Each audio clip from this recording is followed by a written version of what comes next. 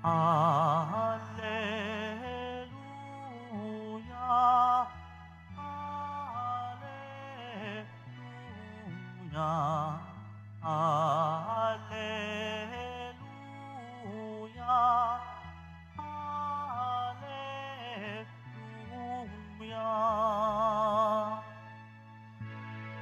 Espiritu'y magtuturo ng aral at pagtuturo ni Jesus na ating guro. Alleluia, Alleluia, Alleluia, Alleluia.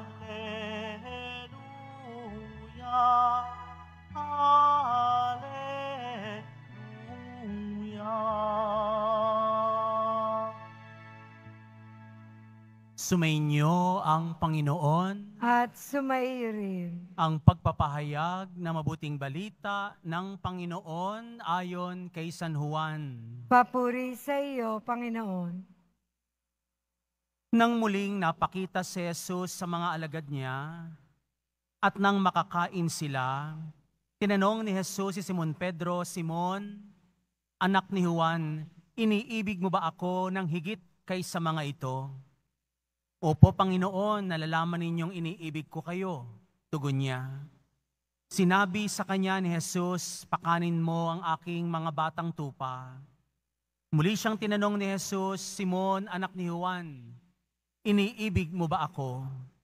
Sumagot si Pedro, "Opo, Panginoon, nalalaman ninyong iniibig ko kayo." Ani Jesus, "Pangalagaan mo ang aking mga tupa." Pangatlong ulit na tinanong siya ni Jesus, "Simon, anak ni Juan, iniibig mo ba ako?" Nalungkot si Pedro sapagkat makaitlo siyang tinanong, "Iniibig mo ba ako?" At sumagot siya, "Panginoon, nalalaman po ninyo ang lahat ng bagay. Nalalaman ninyong iniibig ko kayo."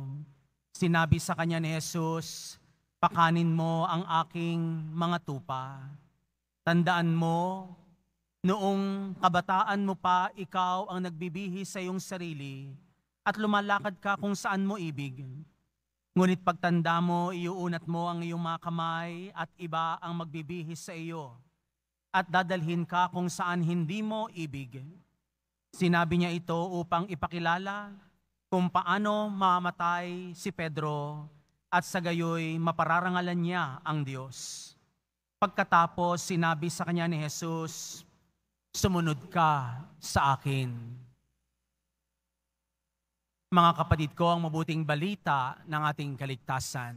Pinupuri ka namin, Panginoong Hesukristo. Maupo mo na ang lahat. Magandang hapon po sa inyong lahat.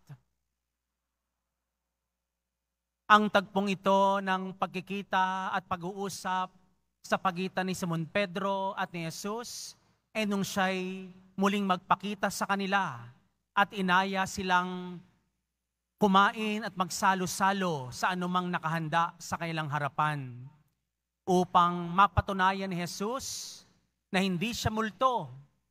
Siya ay nakikain kasama ang mga alagad, nakipagkwentuhan, nakipag-usap.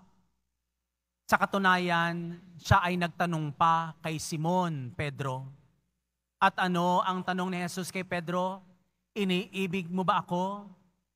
Pero hindi ba pagkatapos ng kanilang pag-uusap, malalim na pag-uusap, ang huling salita ni Jesus kay Pedro, "Sumunod ka sa akin." Ibig sabihin, nakapasa si Pedro sa mga pagsusulit ni Jesus sa kanyang tatlong tanong na napakahalaga, "Iniibig mo ba ako?"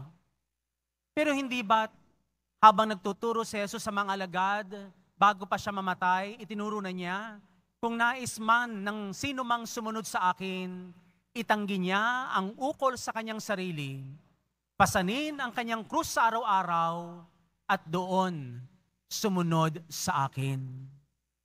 Doon nakasalalay ang mga sagot ni Pedro patungkol sa tanong ni Jesus, "Iniibig mo ba ako?"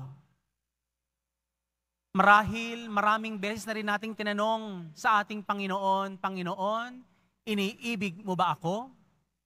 Sa bawat panalangin natin, tinatanong natin ang Poong Nazareno, Panginoong Jesus, iniibig mo ba ako? At alam naman natin kung saan humantong ang kanyang pag-ibig sa atin.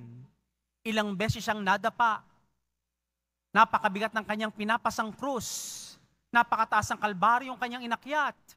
Sa katunayan, siya'y ipinako at pinatay sa ibabaw ng krus upang sabihin sa atin, ganito kita kamahal. Ganito kita iniibig. At hanggang dito, kaya kitang mahalin. Hindi naman nauwi sa kamatayan ng pag-ibig ni Jesus.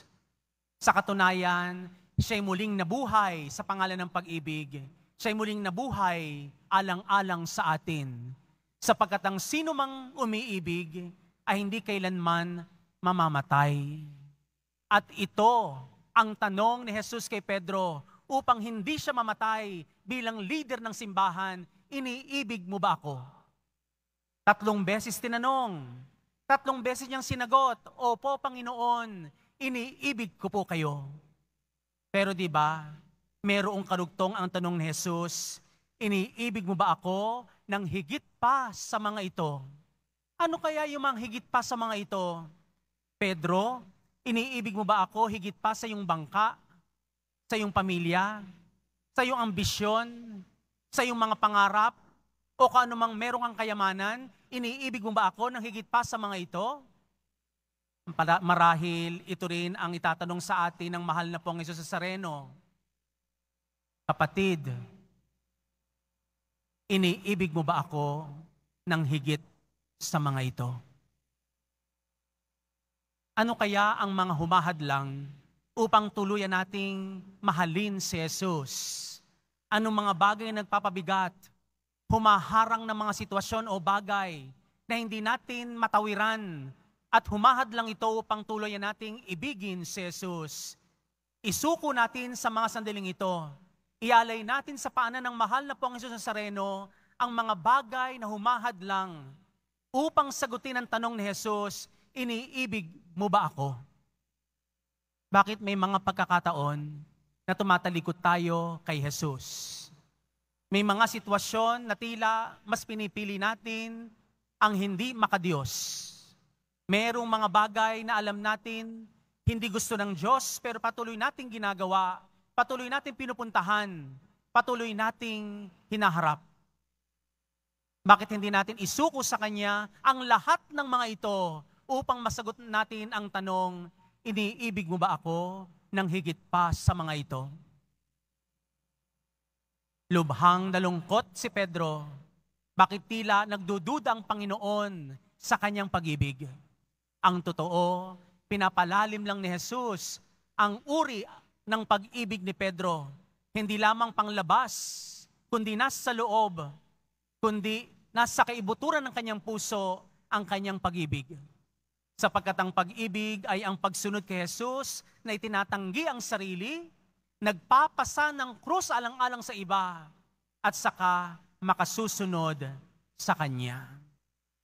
Kaya nga, sabi ni Pedro sa bandang huli, Panginoon, alam po ninyo ang lahat-lahat sa akin. Wala ako may tatago sa iyo. Alam mo ang aking mga kapalpakan sa buhay. Alam mo ang aking naging mga kasalanan. Alam mo kung saan ako pumupunta sa dilim. Alam mo kung saan ako nagtatago. Alam mo kung ano yung sinamantala kong mga tao. Alam na alam mo, Panginoon, wala akong may tatago sa iyo, pero ang totoo, iniibig kita. Minamahal ko mga kapatid, ano pa bang bagay ang hindi alam ng Diyos na patungkol sa iyo? Na pilit mong ikinukubli, pilit mong itinatago sapagkat nahihiya ka. Isuko natin lahat ito sa Panginoon, sa ating mahal na Poong Hesus Nazareno. Upang ang tanong ni Jesus, iniibig mo ba ako ng higit pa sa mga ito? Ang isasagot natin at ipahayag natin upang tayo'y makapasa. Pasang-awa sa Panginoon. Alam mo, ang lahat-lahat sa akin, Panginoon, alam niyo pong iniibig ko kayo. At kapag naging bukas na ang ating mga mata, ang ating puso, ang ating buhay sa pag-ibig sa Diyos, doon lamang tayo dahil sa awa ng Diyos, pasang-awa lamang tayo upang tayo kanyang maging tagasunod. Ngayon, tuwing biyernes ng pagdalaw natin sa dambanang ito, sa tuwing tayo nagdarasal, tayo ba'y tunay na alagad ng mahal na pong Jesus Nazareno? Masasabi mo bang sa mga sandaling ito, kapag inanyayahan ka ni Jesus, sumunod ka sa akin?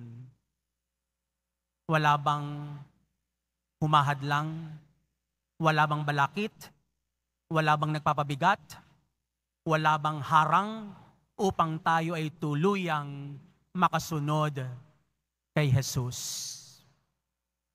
Tatanong ko rin sa inyo, minamahal ko mga kaibigan, iniibig mo ba si Jesus ng higit pa sa mga ito?